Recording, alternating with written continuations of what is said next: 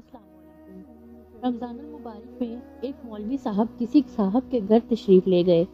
جب مغرب کی اذان ہوئی اور سب نماز میں مشغول ہو گئے تو نماز کے بعد مولوی صاحب نے صاحب خانہ سے کہا، سب نماز میں مشغول تھے لیکن آپ کا 5 سالہ بچہ کیسا بدتمیز ہے کہ نماز نہیں پڑھ رہا تھا۔ صاحب خانہ نے مسکرا کر کہا، مولوی صاحب اس پہ نماز واجب نہیں ہوئی، وہ بھی بچہ ہے۔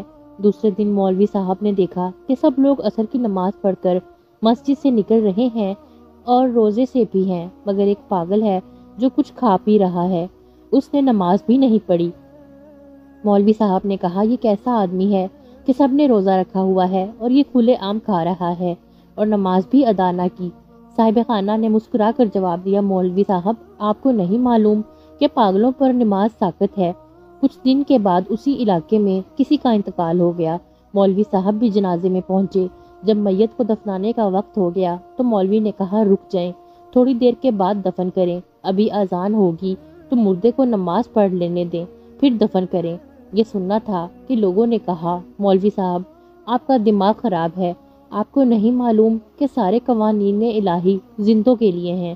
تو اب مولوی صاحب نے مسکرا کے عجیب و غریب جملہ کہا کہ میں بھی آپ لوگوں سے یہی پوچھنا چاہتا ہوں کہ اگر نماز زندوں کے لیے ہے تو جو لوگ نماز نہیں پڑھتے کیا وہ بچے ہیں، پاگل ہیں یا پھر مر چکے ہیں؟ دوستو، امید ہے آج کی کہانی سے آپ نے سبق حاصل کیا ہوگا۔ ویڈیو پسند آئی ہو تو ویڈیو کو لائک کریں، چینل سبسکرائب کریں، اپنے دوستوں کے ساتھ شیئر کریں اور ساتھ ہی ساتھ کمنٹ سیکشن میں اپنی رائے کا اظہار کریں۔ اللہ حافظ۔